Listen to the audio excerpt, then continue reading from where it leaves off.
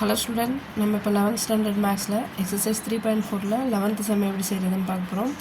Some என்னென்னு பாருங்கள். sin 105 degree plus cos 105 degree is equal to cos 45 டிகிரின்னு நமக்கு ப்ரூவ் பண்ண சொல்லியிருக்காங்க. ஸோ நம்ம ஃபஸ்ட்டு என்ன பண்ணுவோம் லெஃப்ட் ஹேண்ட் சைடு எடுத்துகிட்டு ரைட் ஹேண்ட் சைடை ப்ரூவ் பண்ணி கொண்டு வருவோம்.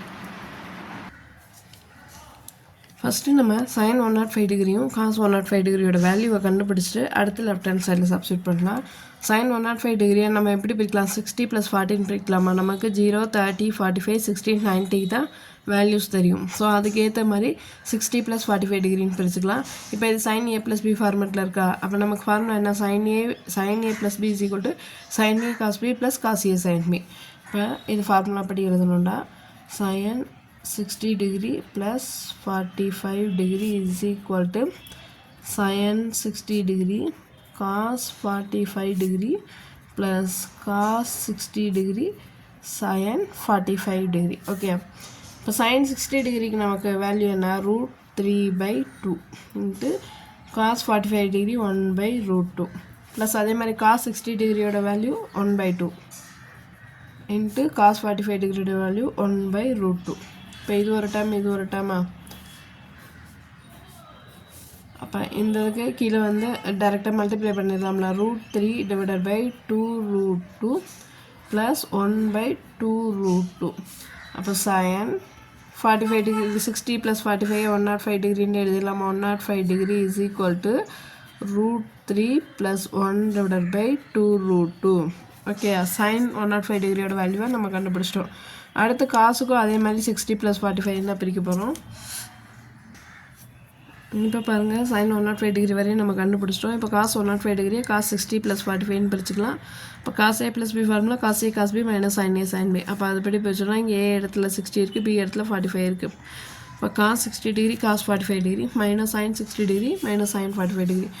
இப்போ cos 60 டிகிரியோட வேல்யூ 1/2 இன்ட்டு cos 45 டிகிரியோட வேல்யூ 1/√2. இது ஒரு டேர்ம் மைனஸ் ஆஃப் இது sin 60 டிகிரியோட வேல்யூ √3/2 இன்ட்டு sin 45 டிகிரி 1/√2. இது டைரெக்டாக மல்டிப்ளை பண்ணிடலாம். 1/2√2 மைனஸ் √3/2√2. இப்போ cos 105 டிகிரி 60 + 45 105 டிகிரின்னு எழுதுறேன். 1 மைனஸ் √3/2√2. டினாமினேட்டர் ரெண்டும் சேமாக இருக்கனால காமனாக எடுத்து எழுதிடுறேன். ஓகேவா? இப்போ நமக்கு sin 45 டிகிரியும் cos 45 டிகிரியும் கண்டுபிடிச்சாச்சு. இப்போ லெஃப்ட் ஹேண்ட் சைடு என்ன? sin 105 degree plus cos 105 degree. இதெல்லாம் லெஃப்ட் ஹேண்ட், நம்மளோட லெஃப்ட் ஹேண்டு இதுதான்.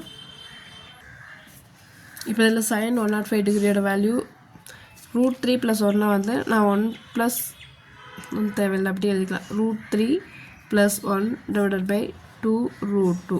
இது sin 105 டிகிரியோட வேல்யூ ப்ளஸ் cos 105 டிகிரிக்கு 1 மைனஸ் √3/2√2.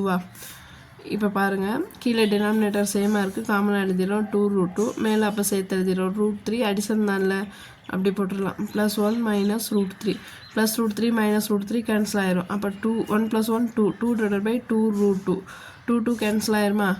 2 கேன்சல் ஆச்சுன்னா 1/√2. இப்போ நமக்கு என்ன கொடுத்துருக்காங்க? 1/√2ன்றது sin 45 டிகிரி 1/√2 தான், cos 45 டிகிரியோட வேல்யூ 1/√2 தான்.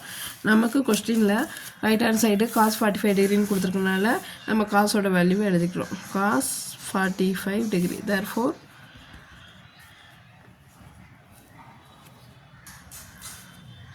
sin 105 degree plus cos 105 degree is equal to cos 45 டிகிரின்னு ப்ரூவ் பண்ணியாச்சு. Hence prove. எல்லாத்துக்கும் சம் அண்டர்ஸ்டாண்ட் ஆகும்னு நினைக்கிறேன். ஏதாவது டவுட்னா கமெண்ட்ஸில் கேளுங்க. தேங்க்ஸ் ஃபார் வாட்சிங்.